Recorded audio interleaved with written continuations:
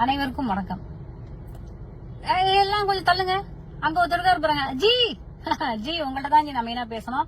என்ன ஜி திரும்பி திரும்பி பாக்குறீங்க? டெலிபிராம்டர் அதுக்கெல்லாம் அவசியமே கிடையாது ஜி. நான் தான் இன்னைக்கு உங்கள்ட்ட பேச போறேன். நீங்க வெறும் கேட்க தான் போறீங்க. இத்தனை வருஷமா உங்களுடைய மனதின் குரலை நாங்க கேட்டோம். இப்ப எங்களுடைய மனதின் குமுறல்களை நீங்க கொஞ்சம் கேக்குறீங்களா?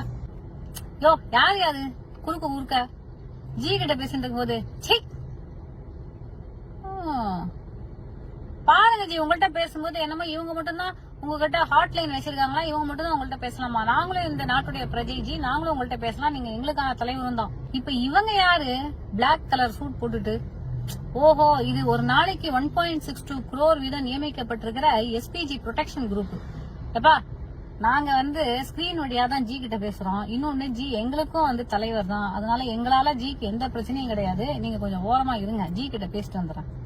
ஜி இன்னைக்கு உங்கள்ட்ட ஒரு சில கேள்விகள் நான் கேட்க போறேன். ஒரு சில விஷயங்களை நான் ஷேர் பண்ணிக்க போறேன். ஜி இன்னைக்கு நீங்க வளர்த்து விட்டு இருக்கிற ஆட்கள் இந்த சங்கீஸ் அப்படின்னு சொல்றாங்க பாத்தீங்களா, அவங்க எல்லாருமே சனாதன தர்மத்தை நாங்க மட்டும்தான் பாதுகாக்கிறோம், நாங்க தான் இந்த கலாச்சாரத்துடைய காவலர்கள் அப்படிங்கிற மாதிரி உள்ள வந்திருக்காங்க. மதவாதம் அப்படிங்கறத நீங்க கையில எடுத்திருக்கீங்க ஜி. ஆனா உங்கள்ட்ட நான் ஒரே ஒரு கேள்வி கேட்கிறேன். சனாதன தர்மம் அப்படின்னாலே இங்கிலீஷ்ல இட் இஸ் எட்டர்னல் ட்ரூத் அப்படின்னு அர்த்தம். எட்டர்னல் அப்படிங்கறதுக்கு மீனிங் என்னன்னா இதுக்கு ஆரம்பமும் கிடையாது, முடிவும் கிடையாது. இப்படி ஆரம்பமும் இல்ல முடிவும் இல்லாத ஒரு விஷயத்துக்கு, அதாவது ஆதியும் அந்தமும் இல்லாத ஒரு விஷயம், இத உங்களுக்கு சிவனை பத்தி அப்படி சொல்லுவாங்க, பெருமாளை பத்தியும் அப்படி சொல்லுவாங்க. இந்த மாதிரி இருக்கக்கூடிய ஒரு விஷயத்துக்கு நீங்க எதுக்கு ஜி ப்ரொடெக்ஷன் கொடுக்கணும்? நீங்க எதுக்கு அதை காப்பாத்தணும்?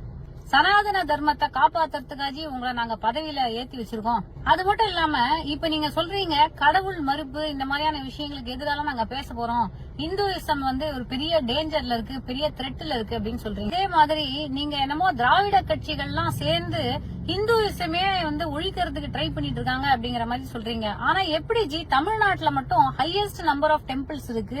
இங்கதான் HRNC பிரமாதமா வேலை செஞ்சிட்டு இருக்கு. எத்தனையோ டெம்பிள்ஸ் ரெஸ்டோர் பண்ணிருக்காங்க.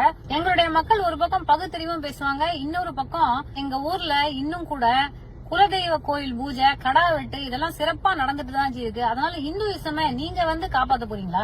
எங்க கிராமங்கள்ல ஒரு மரத்தடியில ஒரு சின்ன கல்ல நட்டு வச்சு அதுக்கு மாலைய போட்டு அதுக்கு விபூதி குங்குமத்தை அடிச்சு விட்டு அதை கூட கடவுள்னு எங்க பெண்கள் கும்பிடுவாங்க. இதுதான் ஜி இறை நம்பிக்கை. அத எங்களுடைய தமிழ் பூமியில இருந்து நீங்க இல்ல யாரு வந்தாலும் எடுக்கவும் முடியாது. அதை காப்பாத்துறதுக்கு நீங்க அவசியம் இல்ல ஜி. அதனால நார்த்ல நீங்க எப்படி நாங்க கோவில் கட்டுறோம், கும்பாபிஷேகம் பண்றோம், குடமுழுக்கு பண்றோம், இந்த மாதிரிலாம் எல்லாரையும் சொல்லி இதை வச்சு நீங்க பதவிக்கு வந்தீங்களோ, அதை வச்சு நீங்க சவுத்துல பதவிக்கு வரதுக்கு வாய்ப்பே கிடையாது. வேற ஏதாவது ட்ரை பண்ணுங்க ஜி. அதுக்கப்புறம் முக்கியமான விஷயம், நீங்க என்னமோ டெவலப்மெண்ட் நாங்க பண்ணிட்டோம் அப்படின்னு சொல்றீங்களே. உத்தரப்பிரதேஷ்ல நீங்க டெவலப்மெண்ட் என்ன பண்ணீங்க? Uttar Pradesh is poorer then sub Saharan Africa அப்படின்னு ஒரு நிபுணர் ஒருத்தர் பேசியிருக்காரு. நீங்க இவ்வளவு டெவலப்மெண்ட் நார்த்ல, அதாவது குறிப்பா குஜராத்துக்கும் உத்தரப்பிரதேசுக்கும் பண்ணிருக்கீங்க அப்படின்னா தமிழ்நாடு எப்படி ஜி எல்லா வகையான டெவலப்மெண்டல் இண்டிகேட்டர்ஸ்லயும் ஹையஸ்ட்ல இருக்கு? அப்புறம் நீங்க கேக்குறீங்க 65 வருஷம் காங்கிரஸ் ரூல்ல என்ன நடந்தது டெவலப்மெண்ட் அப்படின்னு. ஆனா 2014க்கு முன்னாடி நம்மளுடைய ஆவரேஜ் ஜிடிபி growth 6.8%. நீங்க கடந்த 10 வருஷத்துல ஆவரேஜ் ஜிடிபி growth 5.9%. இதுக்கு என்ன உங்கள்கிட்ட பதில் இருக்கு? உங்களுடைய 2019 மேனிபெஸ்டோல 2 கோடி இளைஞர்களுக்கு வேலை வாய்ப்புகள் உருவாக்கி தருவோம் அப்படின்னு சொன்னீங்க. இதை நீங்க செய்யலையே அப்படின்னு உங்கள்ட்ட நாங்க கேள்வி கேட்டா PM முத்ரால நாங்க லோன் கொடுக்கறோம் புது தொழில் தொடங்குறதுக்கு அப்படின்னு சொல்றீங்க. ஆனா புது தொழில் தொடங்குறதுக்கு நானுமே அப்ளை பண்ணி பார்த்தேன் ஜி. 50,000 கொடுக்குறீங்க. 50,000 வச்சுட்டு இன்னைக்கு என்ன தொழில் தொடங்க முடியும் அப்படின்னு நீங்களே கொஞ்சம் சொல்லுங்க ஜி. நீங்க ஒரு காலத்துல பெருமையா பேசிக்கிட்ட ஒரு டீ கடையை கூட இன்னைக்கு அந்த 50,000 வைக்க முடியாது ஜி. அப்புறம் இன்னைக்கு இன்ஃபிளேஷன் அப்படிங்கறது எந்த லெவலுக்கு போயிடுச்சு அப்படின்னா மிடில் கிளாஸ் கிட்ட சுத்தமா சேவிங்ஸ் அப்படிங்கறது இல்லாம போயிடுச்சு. சேவிங்ஸ்க்கான வழியே இல்லாம போயிடுச்சு. எவ்வளவு ஏழையா இருந்தாலும் எங்க குடும்பங்கள்ல ஒரு குண்டுமணி தங்கமாவது வாங்கி வைப்பாங்க. அதை அவங்க போட்டு அந்த பெண்கள் அழகுபடுத்திக்கணும் அப்படிங்கறதுக்காக இல்ல, ஒரு ஆத்திர அவசரத்துக்கு குழந்தைங்களுக்கு ஃபீஸ் கட்டணும், இல்லனா கல்யாணம் பண்ணணும், இந்த மாதிரி சிச்சுவேஷன்ல அந்த தங்கத்தை பீரோல இருந்து எடுத்து அதை கொண்டு போய் அடகு வச்சு அதுல வர காசுல அந்த பிரச்சனையை தீர்த்து அதுக்கப்புறம் அதை கொண்டு போய் மீட்டுவாங்க. குண்டுமணி தங்கத்தை கூட வாங்க முடியாத லெவலுக்கு நீங்க இம்போர்ட் டியூட்டிய 15% இன்க்ரீஸ் பண்ணி வச்சிருக்கீங்க. அப்ப மிடில் கிளாஸா இருக்கிற யாருக்கும் தங்கமே வாங்க முடியாதா? இந்த தங்கத்தெல்லாம் அதானி வீட்டு கல்யாணத்துல மட்டும்தான் நாங்க பார்க்க முடியும். அப்புறம் ஜி இந்த GST பத்தி நம்ம பேசவே வேண்டாம். பிஸ்கெட்டுக்கு ஜிஎஸ்டி, எசென்சியல் கமாடிட்டிஸ்க்கு ஜிஎஸ்டி, வெங்காயத்துக்கு ஜிஎஸ்டி. என்ன ஜி நீங்க ஜின்னு ஒரு பேரை வச்சாலும் சரி, அந்த ஜிஎஸ்டிய கொண்டு வந்தீங்க பாத்தீங்களா, கழுத்தை நெரிச்சிட்டீங்க ஜி. இதுல கேட்டா தங்கத்துக்கு நாங்க 3% தான் ஜிஎஸ்டி வைக்கிறோம் அப்படின்னு சொல்றீங்க. ஆனா ஒரு 10 ரூபா பிஸ்கெட் பாக்கெட்டுக்கு 18% ஜிஎஸ்டி ஜி. இன்னைக்கு எல்லாரும் போய் மிடில் கிளாஸ்ல இருக்கிறோம், சாப்பிடுறதுக்கு பிஸ்கெட் வாங்குவானா தங்கத்தை வாங்குவானா? நாங்க எல்லாரும் தங்க பிஸ்கெட் சாப்பிடறோம்னு நினைச்சிட்டீங்க போல இருக்கு. 64ல இருந்து 70 ரூபாய்க்குள்ள இருந்த பெட்ரோல் விலைய 2014ல இருந்து இன்னைக்கு 102, 103 ரூபாய்க்கு கொண்டு வந்துட்டீங்க. இதுல பணக்காரனுக்கு பிரச்சனையே இல்ல ஜி. 80% ஆஃப் த பாப்புலேஷன் நாங்க இருக்கோம் பாத்தீங்களா, middle class, lower middle class, lower கிளாஸ்னு இருக்கோம் பாத்தீங்களா, எங்களுக்கு தான் இந்த பிரச்சனை. இதுல நாங்க லோன் எடுக்க போறோம்னு வச்சுக்கோங்களேன், எங்க கழுத்து தான் பிடிப்பீங்க. ஆனா பல கோடியில லோன் வாங்கி அதை கட்ட முடியாம பல கோடீஸ்வரர்கள் இருக்காங்க பாத்தீங்களா, அவங்களுக்கு எல்லாம் டிப்ளமேட்டிக் இம்யூனிட்டி கொடுத்து பிளைட் டிக்கெட் போட்டு நீங்க ஃபாரின் காமிச்சு வச்சிட்டீங்க.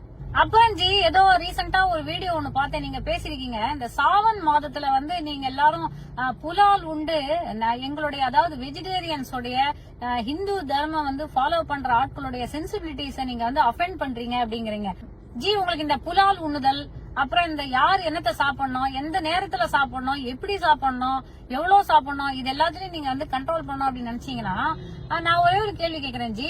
வேர்ல்டோட டாப் 5 பீஃப் எக்ஸ்போர்ட்டர் அப்படிங்கிற ஏதோ ஒரு கம்பெனி கிட்ட இருந்து நீங்க எலக்ட்ரல் பாண்ட்ஸ் வாங்கிருக்கீங்க ஜி.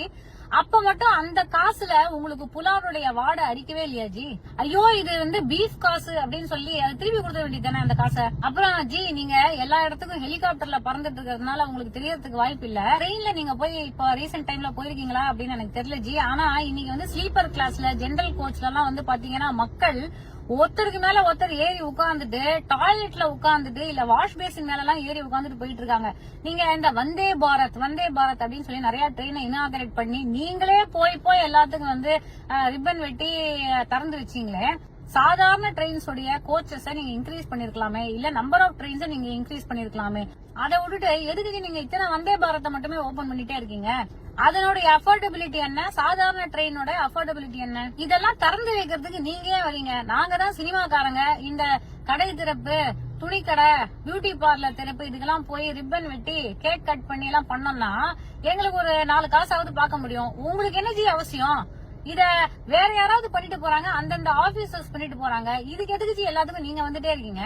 2023ல நீங்க தமிழ்நாட்டுக்கு எத்தனை தடவை தெரியுமா வந்தீங்க? ஒரே ஒரு தடவை ஜி. அதுவுமே இந்த நியூ ஏர்போர்ட் டெர்மினல் ஏதோ ஒண்ணு ஓபன் பண்றதுக்கு ஏப்ரல் மாசம் வந்தீங்க. மிக்ஜாம் புயலுக்கு ஏதோ மொத்தமா பொதுவா தெலுங்கானா இங்க இருக்கிறது அவங்க இவங்க தமிழ்நாடு எல்லாத்துக்கும் சேர்த்து நான் வந்து வருத்தம் தெரிவிக்கிறேன், பிரார்த்திக்கிறேன் அப்படின்னு ஒரு ட்வீட்டை போட்டு அதோட நிறுத்திட்டீங்க. ஏரியல் விசிட் வாங்கன்னு நிறைய பேர் கேட்டாங்க, அதுக்கு கூட நீங்க வந்து செவி சாய்க்கவே இல்ல. ஆமா மணிப்பூருக்கே போகாத நீங்க எங்க தமிழ்நாட்டுக்கு வந்துட்டு போறீங்க. ஆனா இப்ப பாருங்களேன், ஜனவரி மாசத்துல இருந்து எலெக்ஷனுக்காக 8 தடவை வந்துட்டு போயிட்டீங்க. ஆனா ஒண்ணுக்கு நீங்க 8000 தடவை வந்தாலும் தமிழ்நாட்டை நீங்க எட்டி பிடிக்கவே முடியாது. அப்புறம் ஜி நீங்க தலைவரா நாட்டுக்கு ஒரு மைக்க பிடிச்சு மன் கி பாத் அப்படின்னு பேசினா மட்டும் போறாது. மக்கள் என்ன கேள்விகள் வச்சிருக்காங்க அப்படிங்கறத மீடியா கேட்பாங்க, அதுக்கு நீங்க பதிலும் சொல்லணும். இந்த 10 வருஷத்துல நீங்க எத்தனை பிரஸ் கான்ஃபரன்ஸ் அட்டென்ட் பண்ணிருக்கீங்க அப்படின்னு பார்த்தோம்னா, இவங்க யோசிச்சு சொல்றேன், நம்பர் மனசுக்கு வர மாட்டேங்குது. 0 ஜி 0. ஆமா ஜி, இதே இது நம்மளுடைய முன்னாள் பிரதம மந்திரி மன்மோகன் சிங் அவர்கள் நிறைய பேசக்கூட மாட்டார் அப்படின்னு எல்லாருமே விமர்சனம் பண்ணுவாங்க. ஆனா அவரு 114 பிரஸ் மீட் வச்சிருக்காரு ஜி. ஏன் ஜி பிரஸ் மீட் பண்றதுக்கு பயமா? இந்த கோடி மீடியா அப்படின்னு சொல்றாங்க பாத்தீங்களா, மரான்னு சொல்லி அது ராமன் வந்து வால்மீகி முனியவருக்கு புண்ணியம் வந்துருச்சு அப்படின்னு சொல்லுவாங்க. அதே மாதிரி நீங்க சொல்லி பாருங்களேன், கோடி மீடியா கோடி மோடி மீடியா பாத்தீங்களா ஜி. ஜி உங்களுடைய ஸ்கீம்ஸ் எல்லாம் ஹிந்தியில இருக்கு, எங்களை வந்து எப்படியாவது ஹிந்தி கத்துக்க வச்சிடணும் அப்படிங்கறதுல நீங்க ரொம்ப குறியா இருக்கீங்க. ஆவாஸ் யோஜனாங்கிறீங்க, முத்ரா யோஜனாங்கிறீங்க. யோஜனா அப்படிங்கிற வார்த்தைக்கே இங்க யாருக்கும் வந்து சரியான ஒரு விளக்கம் வந்து தெரியாது தமிழ்நாட்டுல. ஆனா இந்த பேர்கள்லாம் வந்து எங்களுக்கு சரியா எங்க மக்களுக்கு வந்து சேராததுக்கு இதுவும் ஒரு காரணமா, இது அந்நியப்பட்டு வேற இருக்கு. ஆனா இதே நீங்க தமிழ்நாட்டுக்கு வந்தா மட்டும் திருவள்ளுவரை கையில தூக்கிட்டு திருக்குறள் சொல்ல ஆரம்பிச்சிருங்க. திருவள்ளுவர் ஒரு சமணர் அப்படின்னு சொல்றாங்க, அவருக்கு உங்க ஆளுங்க காவி வேட்டிய போட்டு அவருக்கு விபூதி பட்டையை அடிச்சு விட்டீங்களே, இது என்ன நியாயம் ஜி? ஜி உங்களுக்கு திருக்குறள் ரொம்ப பிடிக்கும்ல, அதனால உங்களுக்கு இப்ப நான் ஒரு திருக்குறள் சொல்றேன். தன்னெஞ்சறிவது பொய்யற்க, பொய்த்த பின் தன்னெஞ்சே தண்ணி சுடும். இது உங்களுக்கு மீனிங் தெரியல அப்படின்னு வச்சுக்கோங்களேன், உங்க கூடவே தமிழ் தமிழ் அப்படின்னு சொல்லிட்டு தமிழுக்கான ழகரம் அந்த அழகையே வந்து கெடுக்கிற அளவுக்கு தமிழ்ல பேசிட்டு ஒருத்தர் சுத்திட்டு இருப்பாரு பாத்தீங்களா, அவர்கிட்ட கேளுங்க, அவர் கரெக்டா சொல்லுவார். ஏன்னா ஜி இப்போ ரீசெண்டா நீங்க கொடுத்த ஒரு ஸ்கிரிப்டட் இன்டர்வியூ அப்படின்னு சொல்றாங்க, அதை நான் அப்படி சொல்ல விரும்பல. ஏதோ ஒரு இன்டர்வியூ ஒண்ணு கொடுத்தீங்க ஏஎன்ஐக்கு, அதுல நீங்க என்ன சொல்லிருக்கீங்க அப்படின்னா, எங்களாலதான் இந்த எலக்ட்ரல் பாண்ட்ஸ பத்தின விஷயமே வெளியில வந்தது அப்படின்னு. ஜி என்னாச்சு இது? இப்படி அதுக்குன்னு வந்து முழு பூஷணிக்காக சோத்துல மறைக்கலாம், ஆனா இப்படி நீங்க வந்து என்ன பண்றீங்கன்னா சாம்பார் சாதத்துல மறைக்கிறதுக்கு ட்ரை பண்றீங்க ஜி. சுப்ரீம் கோர்ட் சொன்னதுனாலதான் நீங்க அந்த எலக்ட்ரல் பாண்ட்ஸ் விஷயத்தையே வெளியில விட்டீங்க. அப்படி இல்லன்னு வச்சுக்கோங்களேன், இன்னி வரைக்கும் மக்களுக்கு எலக்ட்ரல் பாண்ட்ஸ் யாருகிட்ட இருந்து வந்தது, எப்படி வந்தது, எதனால வந்தது, எத்தனை இடி ரெய்டு நடந்து அதுக்கு அடுத்த நாள் எப்படி எல்லாம் வந்து அந்த கம்பெனிஸ் கொண்டு வந்து காசை கொண்டு வந்து கொட்டினாங்க அப்படிங்கறதெல்லாம் தெரிஞ்சுக்கிறதுக்கு வாய்ப்பே கிடையாது. ஏன்னா நீங்களே தான் சொல்லியிருக்கீங்க, இந்த எலக்ட்ரல் பாண்ட்ஸ் எல்லாம் எங்க இருந்து பணம் யாருக்கு வருது, எந்த பொலிட்டிக்கல் கட்சிக்கு வருது அப்படின்னு மக்களுக்கு தெரிஞ்சுக்கிறதுக்கு உரிமையே இல்ல அப்படின்னு நீங்க சொல்லிருக்கீங்க. இத சொல்றதுக்கு உங்களுக்கு என்ன உரிமை இருக்கு ஜி? அப்புறம் ஜி 2 விஷயத்துல மட்டும் எங்களால மறக்கவே முடியாது, மன்னிக்கவே முடியாது தெரியுமா? சடனா ஒரு லாக்டவுனை போட்டு சரியான வகையில மக்களுக்கு, அதாவது மைக்ரண்ட் ஒர்க்கர்ஸுக்கு அவங்க உங்களுடைய வீடு திரும்ப முடியாம, நீங்க எந்த ஒரு வசதி வாய்ப்பும் ஏற்படுத்தி கொடுக்க முடியாம, ஒரு ஆர்மி வெஹிக்கிள்ஸ் கூட வந்து எங்கேயும் போஸ்ட் பண்ண முடியாம, எல்லாரையும் கால் கடுக்க அவங்க ஊர்களுக்கு குழந்தைகள், வயதானவர்கள் சொல்லி பெண்கள் அப்படின்னு நடந்து கால் கடுக்க நடந்து போனாங்க பாத்தீங்களா, அந்த காட்சி எங்களால மறக்க முடியாது. அதே மாதிரி டிமானிட்டைசேஷன் போது என்னமோ சாதாரண மக்கள் கிட்ட கள்ளப்பணம் இருக்கு அப்படிங்கிற மாதிரி அந்த பண மதிப்பிழப்ப நோட் பந்தியை கொண்டு வந்து அந்த நேரத்துல எத்தனை பேரு எத்தனை கால் கடுக்க நின்னு எத்தனை குடும்பங்கள் தற்கொலைக்கு தூண்டப்பட்டாங்க அப்படிங்கறது எல்லாம் எங்களால வந்து அந்த விஷுவல்ஸ மறக்கவும் முடியாது, மன்னிக்கவும் முடியாது ஜி. இந்த கோவிட் வேக்சினை தயாரிக்கிறதுக்கு சீரம் இன்ஸ்டிடியூட்டுக்கு நீங்க மொனோபோலி கொடுத்தீங்க, அவங்களும் உங்களுக்கு 52 கோடி 55 கோடி கிட்ட எலக்ட்ரல் பாண்ட்ஸ கொண்டு வந்து கொட்டிருக்காங்க. இந்த கனெக்ஷன் எல்லாம் எங்களால பொருத்தி பார்க்க முடியாது அப்படின்னு நீங்க நினைக்கிறீங்க ஜி. ஆனா எங்க தமிழ்நாட்டுல டீ கடையில உட்கார்ந்து இருக்கிற ஆட்டோ டிரைவர் கூட மொட்டை தலைக்கும் முழங்காலுக்கும் கரெக்டா கனெக்ஷன் போட்டு பாப்பாரு. நீங்க நினைச்சீங்க என்னமோ டிமானிட்டைசேஷன் பெரிய ஒரு மாஸ்டர் ஸ்ட்ரோக் அப்படின்னு. அது மட்டும் இல்ல, நிறைய பேர் வேற அந்த மாஸ்டர் ஸ்ட்ரோக் அப்படின்னா கொண்டாடினாங்க. ஆனா ஜி ஆர்பிஐ என்ன சொல்லிட்டாங்கன்னா, இங்க இன்வாலிடேட் ஆன பணம் இருக்கு பாத்தீங்களா, அது வந்து 99% திருப்பி சர்க்குலேஷனுக்குள்ள வந்துருச்சு. ஆனா டெய்லி வந்து பாத்தீங்கன்னா பிளாக் மணி கண்டுபிடிக்கப்பட்டு தான் இருக்கு. அப்போ இந்த பிளாக் மணி அப்படிங்கறது இருக்க வேண்டியவங்கள்ட்ட இருந்துட்டே தான் ஜி இருக்கு. மிடில் கிளாஸையும் லோவர் இன்கம் ஸ்டேட்டால இருக்கவங்களுக்கு நீங்க வந்து பெரிய ஒரு எக்கனாமிக் நெருக்கடி கொடுத்து லேபர் போர்ஸ கம்மி பண்ணி இந்த மாதிரி ஒரு எக்கனாமிக் கிரன்ச் தவிர இந்த டிமானிட்டைசேஷனால எந்த ஒரு அட்வான்டேஜும் நடக்கல. சரி ஜி, நாங்க இந்த டெம்பிள்ஸ் எல்லாம் கவர்மெண்டோட கண்ட்ரோல்ல இருந்து நாங்க தூக்க போறோம் அப்படின்னு சொல்றீங்களே, அப்போ கவர்மெண்டோட கண்ட்ரோல்ல இல்லாம யாரோட கண்ட்ரோல்ல இருக்கும் அப்படின்னு நீங்க நினைக்கிறீங்க?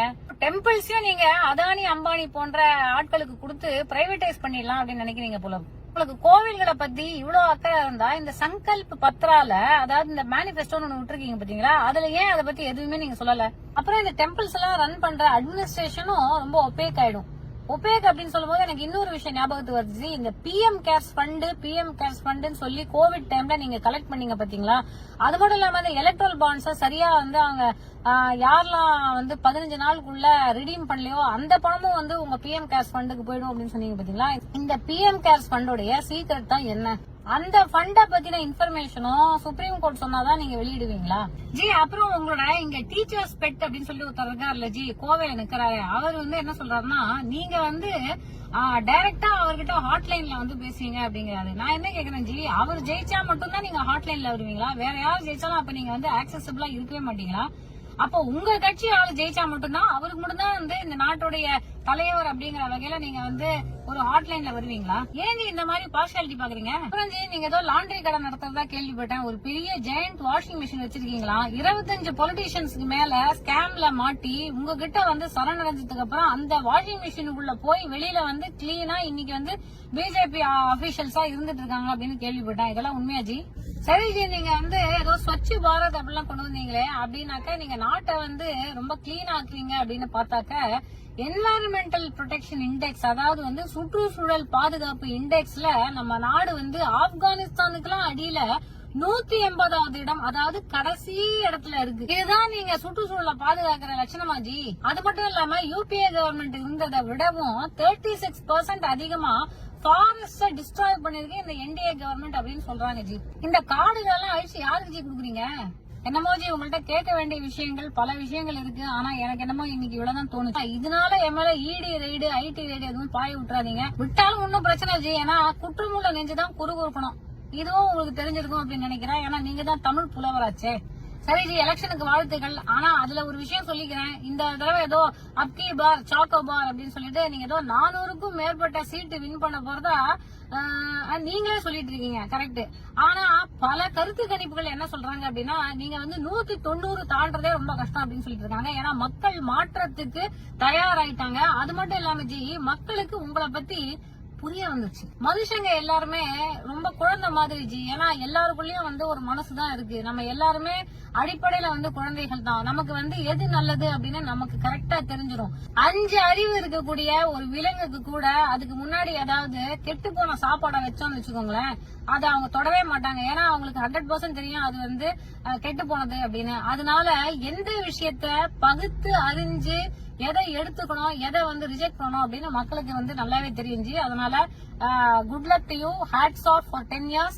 we will see you in your retirement age. நீங்க வந்து சீரும் சிறப்புமா ரிட்டையர்மெண்ட்ல சிறப்பா இருக்கணும் அப்படின்னு நான் வந்து பிரார்த்திச்சுக்கிறேன் ji. All the best. By.